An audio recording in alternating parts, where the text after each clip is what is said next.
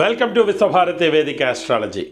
ముందుగా మన ఛానల్ ప్రేక్షకులందరికీ కూడా విశ్వావసునామ సంవత్సర శుభాకాంక్షలు.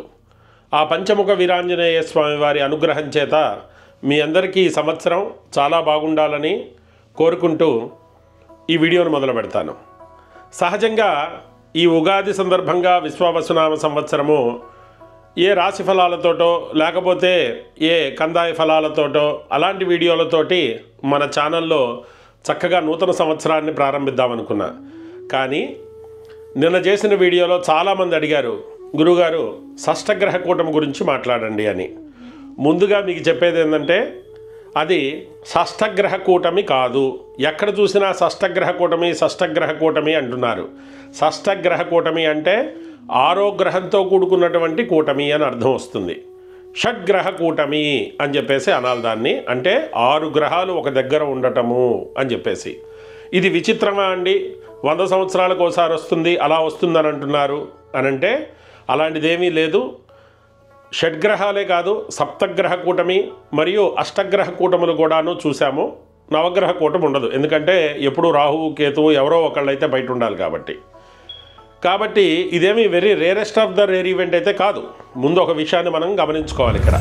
తర్వాత మరి ఎందుకు ప్రజల్లో ఇంత దీని గురించి మాట్లాడుకోవాల్సి వచ్చింది, ఎందుకు దీని గురించి హైప్ వచ్చింది అంటే ఇదిగో ఈ థంబ్నెయిల్స్ వల్ల. ఒకసారి నేను తీసి చూశానండి, నేనే ఆశ్చర్యపోయాను. ఇది చూడండి, మీకోసం కొన్ని తీసి పెట్టి ఉంచాను ఇక్కడ.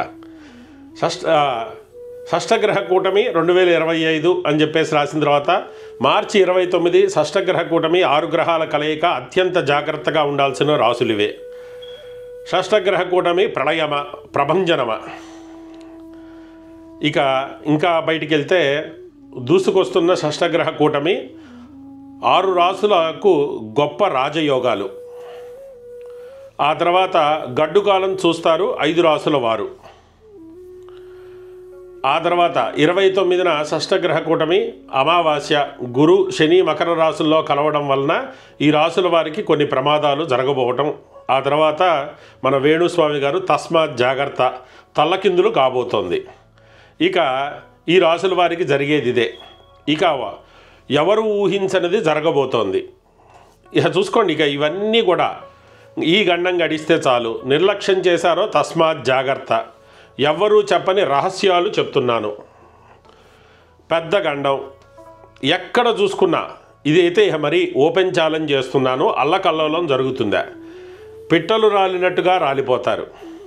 ఏమిటిది, ఏం జరుగుతుంది అసలు? ఈ 6 గ్రహాల కలయిక వల్ల ఏం జరుగుతుంది అంటే అసలు నాకు ఒక విషయం అర్థం కాని విషయం ఏంటంటే ఈ గ్రహములు 6 ఎంతసేపు కలిసి ఉంటాయి అక్కడ?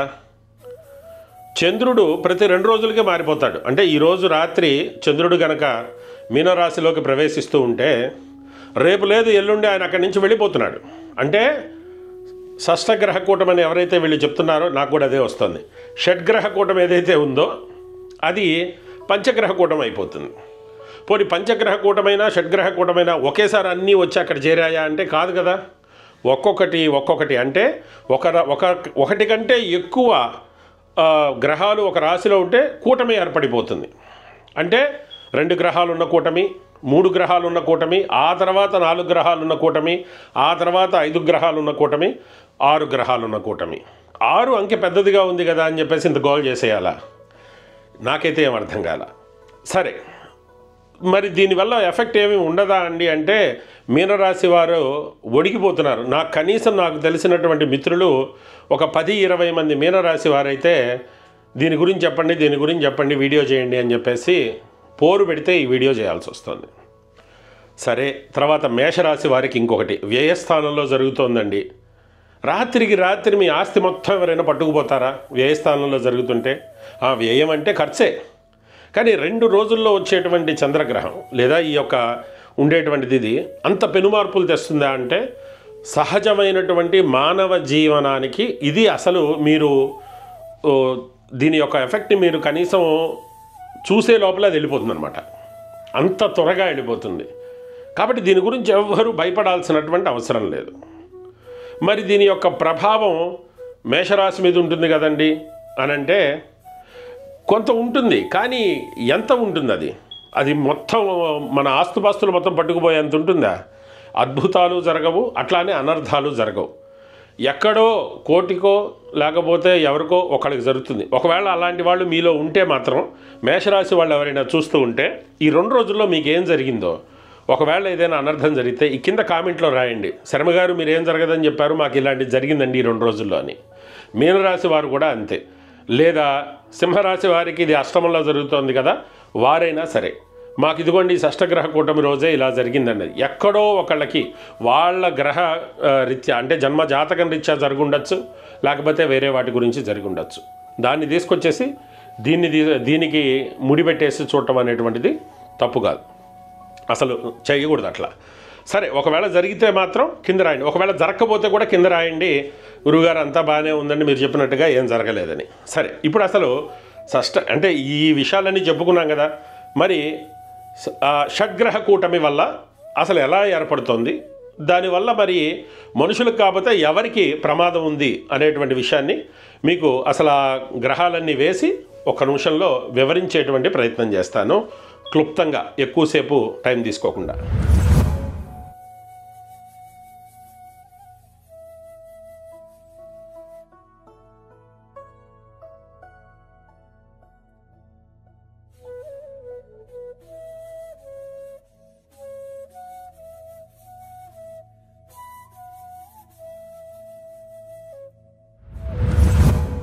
మరి షడ్గ్రహ కూటమి యొక్క గ్రహస్థితుల గురించి మాట్లాడుకుందాం అనుకున్నాం కదా.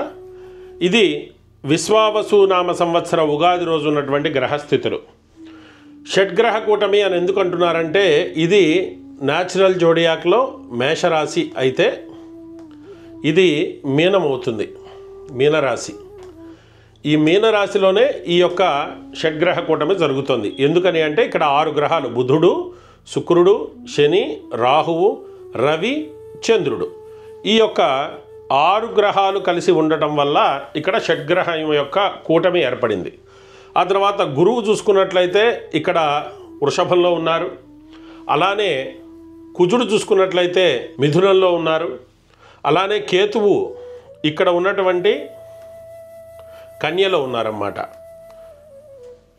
ఇలా మొత్తం 6 గ్రహాలు ఈ మీనరాశిలో ఉండటం వల్ల, మీన లగ్నంలో ఉండటం వల్ల దీన్ని షడ్గ్రహ కూటమి ఏర్పడింది అని అంటున్నారు.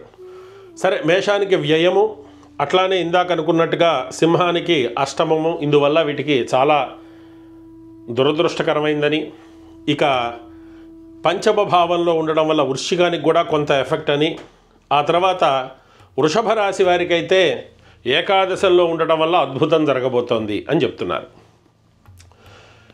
కూర్మ చక్రము అనేటువంటిది ఒక చక్రం ఉంటుంది. ఆ చక్ర ప్రకారంగా వరాహమిహిరుడు అనేటువంటి ఒక మహాముని, జ్యోతిష్య శాస్త్రవేత్త, ఆయన ఎవరైతే జ్యోతిష్య శాస్త్రాన్ని రాశారో ఆయన చెప్పిన విధానంగా తీసుకుంటే భూమిని ఇదే విధంగా తీసుకొని తూర్పు దీన్ని, ఆ తర్వాత దీన్ని పడమరగా, ఆ తర్వాత తూర్పు పడమర, ఇది ఉత్తరంగా, ఇది దక్షిణంగా భావిస్తే ఇది ఈశాన్యం అవుతుందన్నమాట. భూమికి ఈశాన్య ప్రాంతము అంటే ఉత్తరం వైపు ఉన్నటువంటి ప్రాంతాలు మరియు ఈశాన్యంలో ఉన్నటువంటి ప్రాంతాలు ఈ షడ్గ్రహ కూటమి వల్ల ఎఫెక్ట్ అవుతాయి.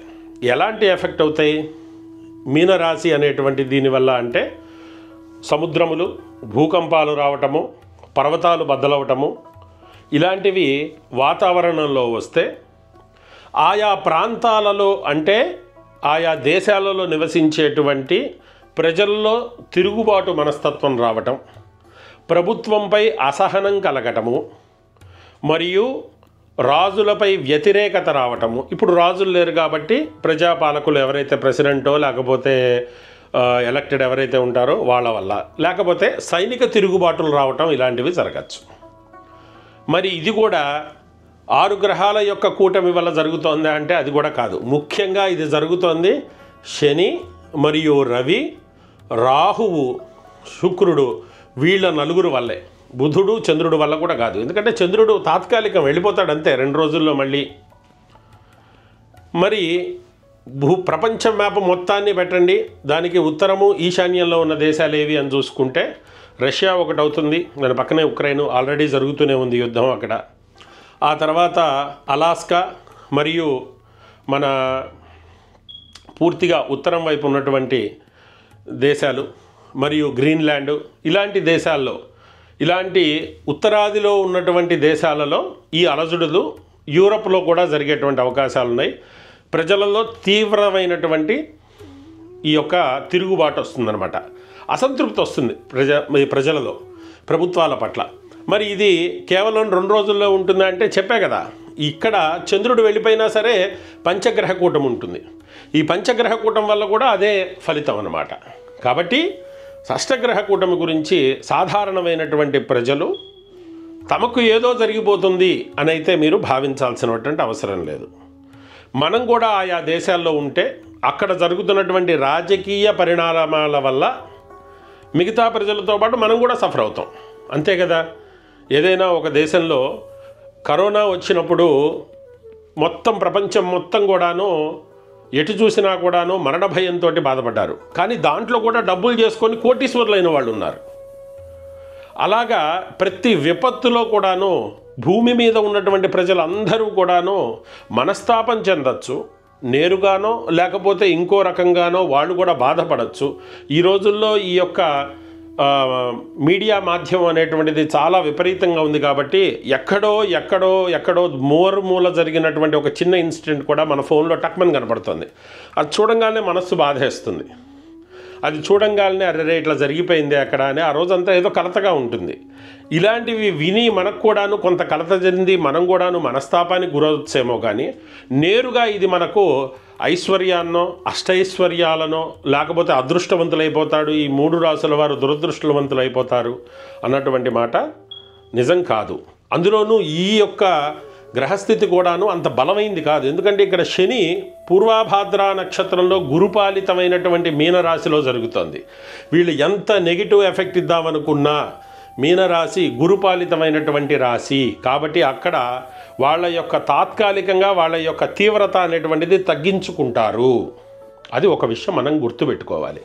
అక్కడే శుక్రుడు ఉన్నటువంటి వాడు, ఆయన చాలా మంచివాడు, అక్కడ బలవంతుడైనటువంటి వాడు. ఈ రాహువు వీళ్ళ యొక్క ఈ శని కూడా ఇందాక చెప్పినట్టుగా పూర్వభద్ర నక్షత్రంలో గురుపాలిత నక్షత్రంలో ఆయన కూడా కొంత తక్కువ, అంటే కొంత ఎంతైనా ఇచ్చేటువంటి ఫలితం ఇచ్చినా కూడా చాలా తక్కువ ఫలితం ఇస్తాడు. కాబట్టి దీని గురించి ఎవరు కూడా ఎటువంటి వరి అవ్వాల్సిన అవసరం లేదు. ఉన్నా కూడా తాత్కాలికమైనటువంటివి ఉంటాయి. మరి ఈ యొక్క షడ్గ్రహ బలవశాత్తు కాదు, పంచగ్రహ బలవశాత్తు కాదు, చతుర్గ్రహ కూటమి వల్ల బలవశాత్తు కాదు, నార్మల్గా సంవత్సరం మారినప్పుడు వచ్చేటువంటి రాశి యొక్క ఫలితములు ఏవైతే ఉన్నాయో వాటి ద్వారా వచ్చేటువంటి హెచ్చుతగ్గులు మీ జీవితంలో ఉండొచ్చు. అలానే జన్మజాతకంలో గనక గ్రహస్థితులు మారుతున్నా, బలమైనటువంటి గ్రహస్థితులు లేకపోయినా కొంత పీడను మీరు ఈ ఉగాదికి మారుతున్నటువంటి గ్రహస్థితుల వల్ల కొంత పొందవచ్చు. ఎందుకంటే శని చాలా 2.5 సంవత్సరాలు పడుతుంది ఆయన షిఫ్ట్ అవ్వడానికి. మరి ఇప్పుడే కదా ఆయన షిఫ్ట్ అయింది. మరి దానివల్ల చాలామందికి గ్రహస్థితులు మారచ్చు. ఇప్పుడు ఇక్కడ సింహరాశిలో ఉన్న వారికి అష్టమ శని యోగం మొదలవుతుంది. దీని కారణం వల్ల ఇలా చాలా ఎఫెక్ట్లు ఉండొచ్చు అనమాట. ఒకవేళ మీరు కనుక ఈ శని పెయర్చి, అంటే శని ఆయన యొక్క స్థానాన్ని మార్చుకోవడం వల్ల ఏలినాటి శని ప్రభావం, అర్ధాష్ట ఈ యొక్క ప్రభావం ఏ రాశుల వారికి ఎంత తీవ్రతగా ఉంటుంది అని మీరు తెలుసుకోదలుచుకుంటే మీ రాశి కింద కామెంట్ చేయండి. అది చూడాలనుకుంటే ఒకవేళ మీకు ఈ వీడియో నచ్చితే ప్రోత్సాహంగా ఉంటుంది. Just thank you for the information అని చెప్పేసి కింద ఒక చిన్న లైక్ బటన్ నొక్కండి. ఒకవేళ అంత రాసే అంత ఓపిక లేదనుకోండి, థ్యాంక్ యూ అని రాయటానికి కూడాను చాలా బద్ధకంగా ఉందనుకోండి, పోయేదే ఉంది, చిన్న లైక్ బటన్ అట్లా నొక్కండి. సబ్స్క్రైబ్ చేసుకుంటే మహదానందం. సర్వే జన సుఖినో భవంతు.